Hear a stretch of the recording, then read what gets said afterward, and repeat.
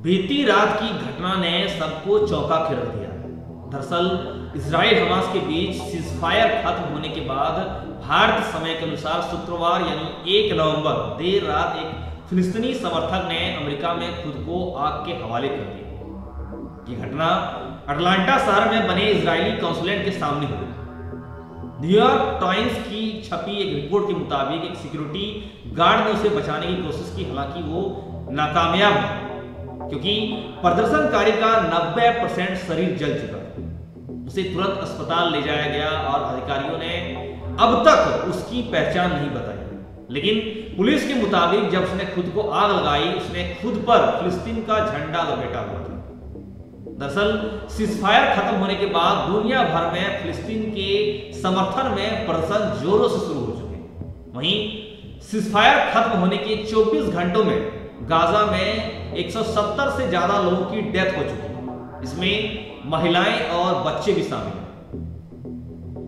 अस्पताल में लाशें ऐसे पड़ी है जैसे मानो एक डर का माहौल, एक भूतहा हॉरर फिल्म।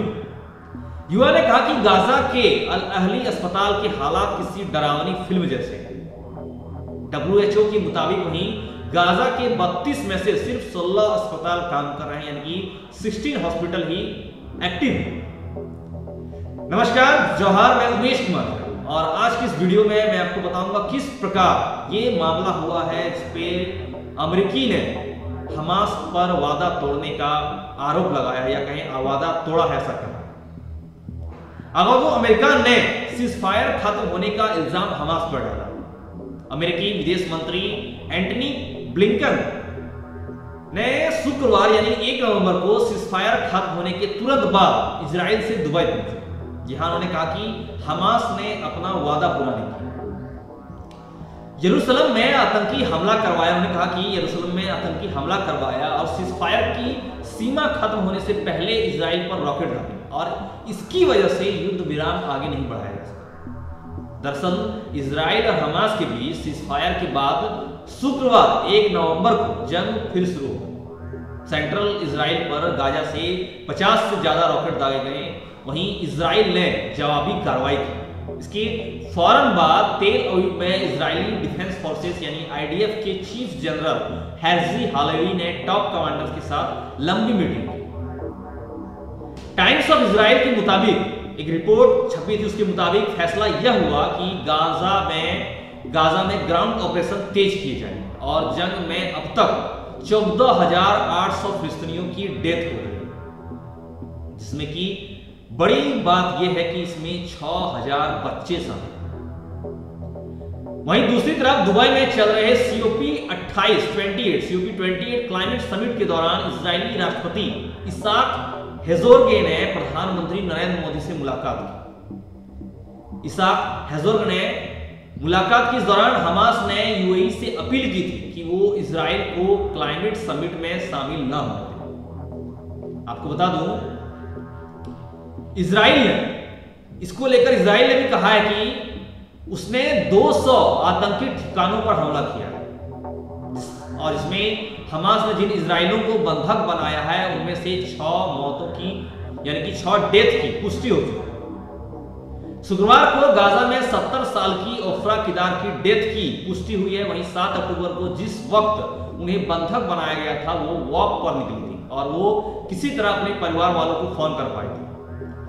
उन्होंने बताया था कि हमास ने उन्हें गोली मारने जा रहे थे, गोली के द्वारा हमला करने वाले थे और उनके पति सामी को भी उनके घर में फायरिंग कर गन से डेथ कर दी गई, यानी उन्हें डेथ हमला किया गया और उनकी बेटी ने किसी तरह छिपकर जान बचाई थी। अगर वो अल-अक्सा फ्लड के खिलाफ इजराइल का ऑपरेशन सोर्ड्स ऑफ आयरन इस समय देखा जा रहा है। हमास ने इजराइल पर 7 अक्टूबर को हमला किया था। उसने इजराइल के खिलाफ अपने ऑपरेशंस को अल-अक्सा फ्लड नाम दिया और इसके जवाब में इजराइल की सेना ने हमास के खिलाफ सोर्ड्स ऑफ आयरन ऑपरेशन शुरू किया, यानी एक दूसरे के विरोध ये 2 ऑपरेशन चल रहे हैं। हमास के सैन्य कमांडर के चीफ मोहम्मद दीफ ने कहा था कि यह हमला यरूशलेम में अल अक्सा मस्जिद को इजराइल की तरफ से अपवित्र करने का एक बदला है। दरअसल इजरायली पुलिस ने अप्रैल 2023 में अक्सा मस्जिद में ग्रेनेड फेंके थे। वहीं हमास के प्रवक्ता गाजी हामद ने अल अजीरा से कहा था कि ये कार्रवाई उन अरब देशों का करारा जवाब है जो इजराइल के साथ करीबी बढ़ा है। वहीं हाल ही के दिनों में मीडिया रिपोर्ट्स में भी यह दावा किया गया था कि अमेरिका की पहल पर सऊदी अरब इजराइल को देश के तौर पर मान्यता दे सकता है। ऐसे में जीके से जो जनरल नॉलेज समझने वाली बात है वो आपको मैं ये बता दूं कि इजराइल और फिलिस्तीन के बीच सालों से तनाव रहा। ये मामला इस साल का नहीं है। 1948 से अब तक 7 जंग इन दोनों के बीच लड़ी जा चुकी है। और इजराइल और गाजा के बारे में और अगर आपको बताऊं तो गाजा पट्टी साल 1949 में अस्तित्व में है और इसका एरिया करीब 365 स्क्वायर किलोमीटर है। वहीं 2020 की पॉपुलेशन इंडेक्स के मुताबिक गाजा की कुल जनसंख्या करीब 20.5 लाख है और इसमें ज्यादातर सुन्नी मुस्लिम रहते हैं और इसके अलावा यहाँ सिया और अहमदी मुस्लिम का छोटा समुदाय है। गाजा के 3 तरफ इजराइल और दक्षिण में मिस्र हैं। 2007 में यहां हमास का कब्जा है और गाजा में 2006 के बाद कोई चुनाव नहीं हुआ। वहीं हमास फिलिस्तीन राज्य का और फिलिस्तीन लोगों का प्रतिनिधित्व करने का दावा करता है।